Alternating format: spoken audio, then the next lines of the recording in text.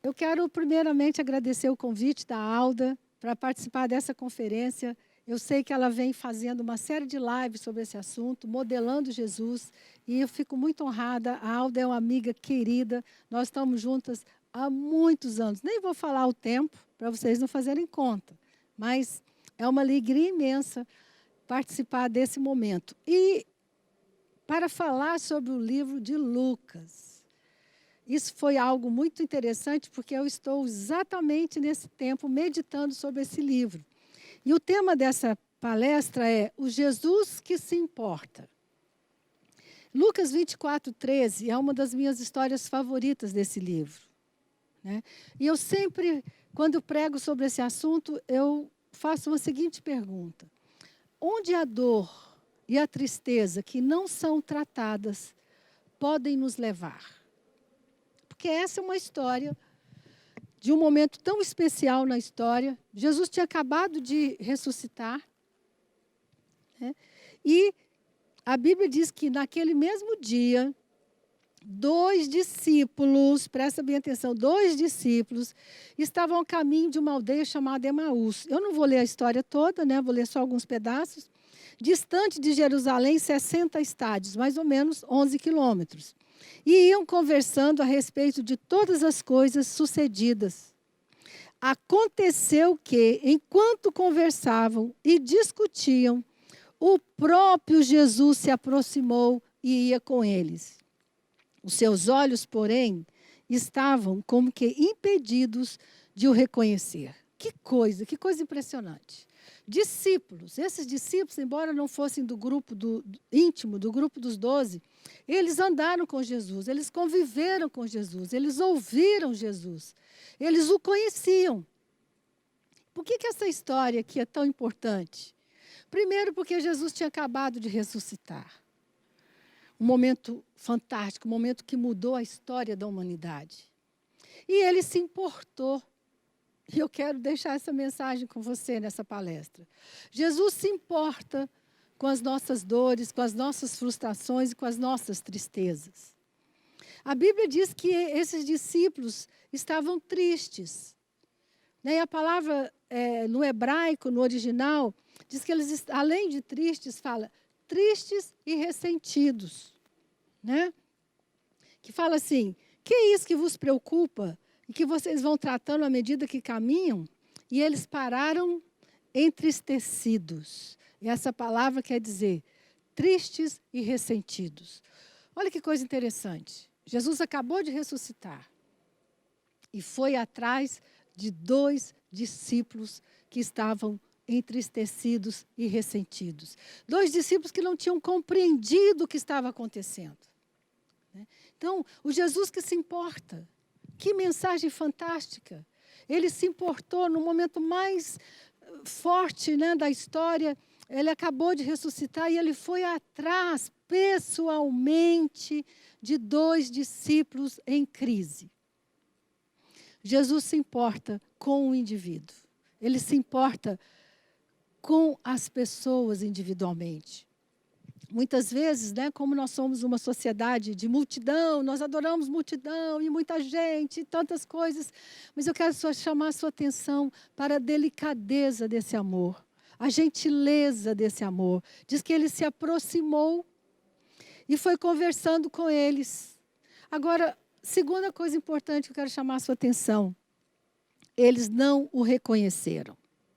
É incrível, como eu já falei, eles andaram com ele, comeram com ele, viram ele fazer milagres e não o reconheceram. O que essa história está aqui? Está aqui para dizer algo para nós muito importante. Quero chamar a sua atenção para isso. Quando as pessoas estão feridas e machucadas, elas perdem a noção da presença de Deus. Eu tenho acompanhado muitas pessoas em momentos difíceis, momentos de perda, momentos de dor. Talvez uma das situações mais difíceis da minha vida tenha sido, nos últimos anos, acompanhar 2 casais que perderam seus filhos. Perderam filho. Teve um casal que tinha um único filho e esse filho morreu. Que dor imensa, que tristeza. Nós precisamos entender algo. A nossa fé está operando no nosso espírito. Quando a pessoa está sofrendo, não pense que ela perdeu a fé. Não pense que ela desistiu de Deus. Entenda que ela está sofrendo. E quando ela está sofrendo, quando a dor toma uma pessoa, ela não consegue perceber, não consegue sentir a presença de Deus. Por isso foi necessário que Jesus se aproximasse e andasse com eles e fizesse uma das coisas mais fantásticas que finalmente, né, a ciência acabou descobrindo, a psicologia, aconselhamento descobriu, que quando as pessoas estão feridas, elas precisam ser ouvidas, precisam ser acolhidas. Sem julgamentos, sem chavões, sem clichês. Muitas vezes, quando nós estamos lidando com a perda de alguém, nossa maior preocupação é, não, mas Deus é grande, Deus sabe por quê. Olha, confie em Deus. Né? Nós temos essa preocupação não precisa defender Deus, tá, querido? Não precisa defender a Deus. O que você precisa entender é que na nossa humanidade, humanos que somos, temos uma alma, nós temos um espírito, temos uma alma e temos um corpo. E a nossa alma reage diferente do espírito. Então, o que esses discípulos estavam fazendo? Eles estavam entristecidos, ressentidos, porque eles não tinham compreendido totalmente a missão de Jesus. Eles achavam que Jesus tinha vindo para livrá-los, para livrar Jerusalém dos romanos, para livrar Israel do domínio do governo romano. Eles não tinham entendido de que o reino de Deus era para ser implantado no coração das pessoas. Então, a pergunta é, onde as dores e as tristezas podem levar um cristão que não for tratado, que não for atendido, que não for ouvido? A Bíblia diz que eles estavam indo para Emaús. É interessante que os estudiosos dizem que é como se fosse Jerusalém está aqui, à minha esquerda, e Emaús está à minha direita. Eles estavam indo para a direção oposta do lugar que Jesus tinha dito, que ele ia ressuscitar e que ele ia encontrar com os discípulos em Jerusalém. Eles estavam indo para Emaús. Eles tinham desistido. É isso, é onde a dor pode levar as pessoas. Onde a frustração, o luto, que não é trabalhado, que não é resolvido. Quantas pessoas hoje, né, estão perdidas, perderam o seu propósito, sabe por quê? Porque foram feridas. E eu quero uma coisa que realmente me encanta nesse texto, nesse Jesus que se importa. Ele foi atrás dessas pessoas. Não minimize o poder da dor, da perda, do luto. E essa é uma palavra importante também para o momento que nós estamos vivendo. Quantas perdas o mundo está vivendo, quantas dores, quantas pessoas estão perdendo seus familiares para a morte, na doença. Quantas perdas, perda de emprego, né? Perda de uma vida toda que nós construímos, de repente tudo virou de cabeça para baixo.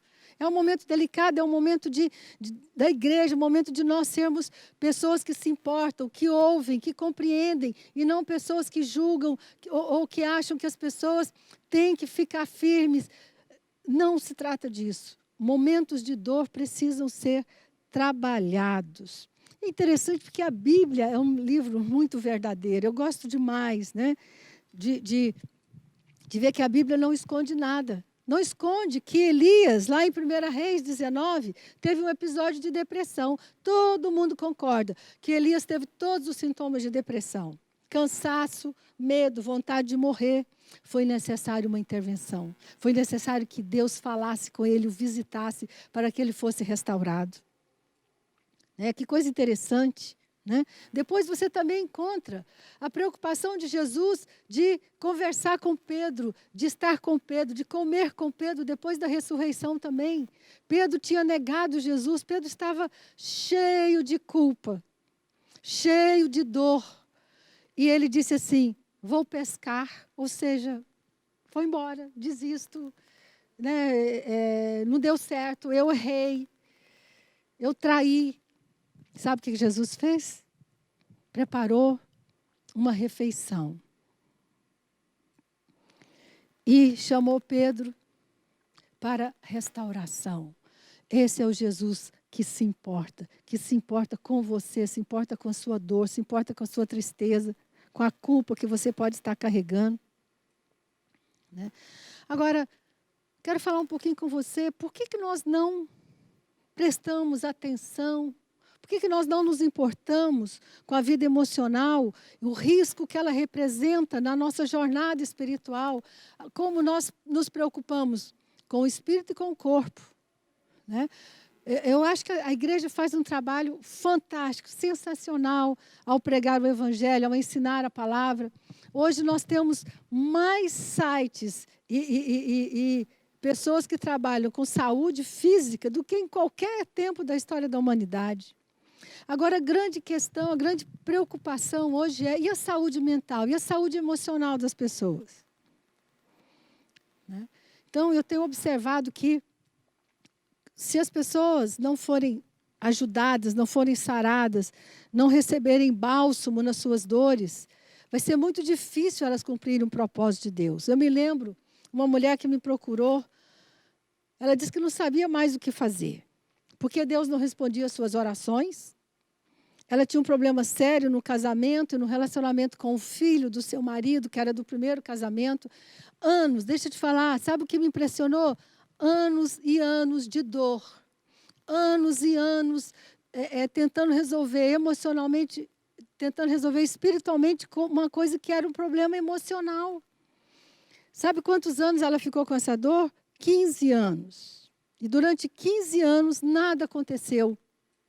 E ela estava tão frustrada que ela falou: não quero mais saber de igreja, já não estava mais indo à igreja, as coisas não funcionavam para ela do jeito que ela estava escutando. Então ela encontrou uma amiga que disse para ela: olha, você não tem mais nada a perder. Procura uma ajuda psicológica. Procura alguém que pode te ajudar a lidar com essa situação. Você já tentou tudo, você já orou, já jejuou, já fez tudo que você sabia. Então ela resolveu me procurar. E ela disse o seguinte: eu estou aqui muito constrangida, porque eu sempre achei que procurar ajuda psicológica era para os fracos, era para as pessoas loucas. E assim, eu passei 1, 2 sessões trabalhando com ela, desmistificando isso, mostrando para ela a diferença entre o espírito, entre a alma e o corpo, mostrando para ela o que está em 1 Tessalonicenses 5, 23, que diz assim, que o vosso espírito, que a vossa alma e que o vosso corpo sejam guardados irrepreensíveis, ou seja, nós somos desafiados pela palavra de Deus a cuidar do espírito, a cuidar da alma e a cuidar do corpo. Então, naquele momento, né, conversando ali, eu expliquei para ela: querida, você não tem um problema espiritual. Você ama a Deus, você ora, você jejua, você tem um problema emocional, você tem uma mágoa, você tem uma dor que nunca foi trabalhada. Eu quero dizer para você, Jesus se importa com a sua dor, você precisa falar sobre a sua dor. E ela ficou chocada. Então, durante o processo ali, né, de conversar, de trabalhar, de todo o processo terapêutico dela, foi um processo de cura. Assim como Jesus fez com os 2 discípulos. Escutou, validou, explicou. E foi tão impressionante que o conflito foi resolvido. Ela ficou livre para amar o marido e para amar o filho desse marido, que ela tinha uma profunda mágoa dessa história. Então, queridos, Jesus se importa. Essa é a mensagem que eu quero deixar. Ele se importa com seu coração ferido. Ele se importa com suas dores. Ele se importa com aquelas mágoas que você guarda escondida. Ele se importa com aquela dor que você esconde porque você acha que, se falar dela, as pessoas não vão te entender. Olha que coisa incrível. Ele foi atrás, ele parou, ele ouviu, ele caminhou com esses 2 discípulos.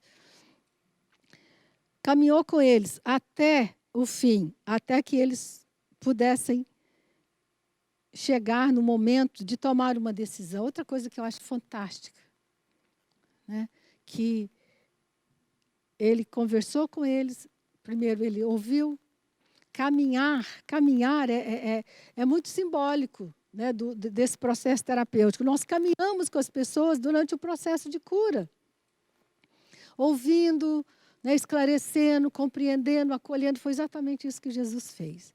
Eu falo que foi a maior e melhor sessão terapêutica que eu já vi na minha vida. Ele resolveu, em algumas horas, ele resolveu essa questão.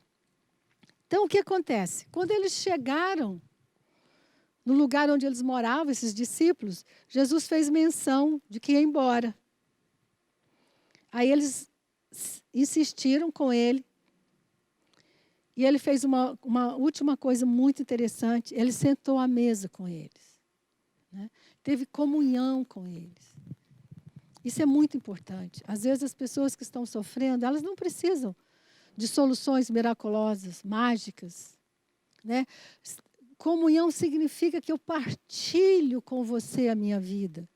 O pão, né? A palavra pão deu origem à palavra com pão, é companheiro. Companheiro significa aquele que parte o pão junto. Então, o desfecho dessa caminhada, desse momento, foi quando Jesus sentou com eles à mesa e diz que tomou o pão, abençoou e partiu o pão. Então, nesse momento, os olhos foram abertos. Ah, que coisa fantástica. Aquela cegueira, né? Aquela nuvem que cegava, que os impedia de reconhecer a presença de Deus, de reconhecer a presença de Jesus, foi tirada. E a Bíblia diz que nesse momento ele desapareceu. Sabe outra coisa que eu aprendo aqui, muito importante? Muito, muito importante. Jesus não disse para eles, agora volta. Como que, né, impondo algo para eles. Não, ele os amou, ouviu, curou, restaurou. Os olhos se abriram. E o que aconteceu? Imediatamente, eles se levantaram e voltaram para Jerusalém, onde acharam reunidos os 12 e os outros, os quais diziam, o Senhor ressuscitou e já apareceu a Simão. Então os dois contaram o que tinha acontecido com eles no caminho e como foram, e como eles os reconheceram no partir do pão. Voltaram para o propósito. Sabe o que me dói muito hoje? Ver muitas pessoas que tiveram conversões extraordinárias, que tiveram experiências profundas com o amor de Deus, que nasceram de novo, mas que estão fora do propósito, perderam a direção, foram para Emaús e ficaram lá. Não voltaram para o seu propósito. Por quê? Porque estão feridas, porque estão machucadas. E eu tenho estado nesses dias, né, com o meu espírito pesado, eu tenho orado muito, tanta dor ao nosso redor, tanto sofrimento. E eu creio que esse é um tempo, né, da igreja ser atenciosa, cuidadosa, ouvinte, né, acolher a dor das pessoas, estar presente à dor das pessoas, poder mostrar para as pessoas que nós nos importamos com a dor delas, que elas não têm que ser fortes, né? Nós temos uma sociedade, uma cultura que, ao longo dos anos, criou uma ideia de que a razão é mais importante do que o espírito, do que a emoção. Né? Nós vivemos na sociedade o paradigma durante muitos, muitos anos de que o mais importante é a razão. Mais importante é aquilo que eu compreendo. Mas não é assim. O ser humano tem duas mentes. Ele tem uma mente racional e tem uma mente emocional. E essa mente emocional, ela responde de uma forma diferente. Né? Por isso eu gosto de lembrar de Tessalonicenses. E eu quero dizer o seguinte, quando fala que o vosso espírito, alma e corpo sejam conservados íntegros, a palavra íntegros no original significa inteiros. Então o nosso espírito precisa estar inteiro, a nossa alma precisa estar inteira e não fragmentada. Uma alma ferida não ajuda no projeto de Deus aqui na terra. Uma alma ferida vai fazer com que essa pessoa se afaste do propósito de Deus. Então, a nossa cultura ocidental, o pensamento lógico, reflexivo, a razão, o pensamento racional, teve um privilégio muito grande sobre o espiritual. e sobre o emocional, né? Então, aos poucos, agora, os médicos, os neurocientistas estão reconhecendo que nós somos um ser inteiro, que aquilo que acontece no nosso espírito, que acontece na nossa alma, afeta o nosso corpo. Nós estamos parando de ter aquela visão dicotomizada de que uma coisa é a razão, outra coisa é o corpo, outra coisa são as emoções. Não, Deus nos criou como um ser inteiro. Então, a frase que guiou durante 300 anos a sociedade ocidental foi: penso, logo existo. Então, uma ênfase exagerada. Claro que a razão é importante, óbvio, né? Até o apóstolo Paulo fala sobre isso. Mas essa filosofia promoveu uma desconfiança em relação às emoções. Então, o que nós temos hoje, muitas pessoas que não sabem lidar com suas emoções, nem se permitem. Por quê? Porque elas acham, como essa mulher me falou, eu acho que cuidar de emoção é para quem está doente demais, ou uma pessoa que está louco. E eu quero te falar uma coisa. Nos Estados Unidos hoje tem um movimento muito forte, nas igrejas especialmente, em favor da saúde mental. Já há um movimento muito forte de dar atenção, né, para a saúde mental. Por quê? Porque muitas e muitas pessoas estão sofrendo de dores físicas e de problemas emocionais, porque elas acham que não é importante cuidar do emocional. Elas acham que só orar e jejuar resolve. Eu quero te falar, jejuar e orar é maravilhoso, mas não resolve seus problemas emocionais, porque Deus nos criou com a necessidade de falar. Deus nos criou com a necessidade de conversar. Você sabia que 70% dos salmos de Davi, o homem segundo o coração de Deus, são salmos de lamento, salmos onde ele fala das suas dores, onde ele fala daquilo que está oprimindo a alma dele, para receber cura e receber consolo. Então, aos poucos, nós estamos revendo esse conceito. E aí entrou, né, dentro dessa mudança um filósofo cristão chamado Søren Kierkegaard. Kierkegaard criou a seguinte frase: eu sinto, logo eu sou. Ou seja, restaurando essa dimensão da criação de Deus, de que as minhas emoções também são importantes e precisam ser trabalhadas, não para governar sobre as nossas vidas, muito pelo contrário. Se as suas emoções não forem tratadas, trabalhadas, elas vão governar sobre a sua vida e, pior, vão trazer muitas doenças. Então, eu quero ir fechando essa palavra, né, deixando essa mensagem para você. Jesus, o Jesus que se importa, o Jesus que caminhou 11 quilômetros com 2 discípulos, feridos e machucados, foi até o fim, até que finalmente eles pudessem ser restaurados e pudessem voltar para Jerusalém. Eu creio de todo o coração que o avivamento que nós vamos viver, que estamos começando a viver nesse tempo, faz parte essa unção de cura da alma, de restauração das pessoas. Então, fica aí essa mensagem dentro desse projeto da pastora Alda, que é Modelando Jesus, que você possa realmente guardar no seu coração essa mensagem. Jesus se importa com o indivíduo, se importa com você, se importa com suas dores, e Ele tem respostas, tem soluções para a sua alma, para o seu espírito, em primeiro lugar, para a sua alma, e que vai, então, influenciar numa vida física mais saudável. Deus te abençoe. Eu espero que essa conferência realmente seja um marco na sua vida. E eu creio de todo o coração que Jesus se importa.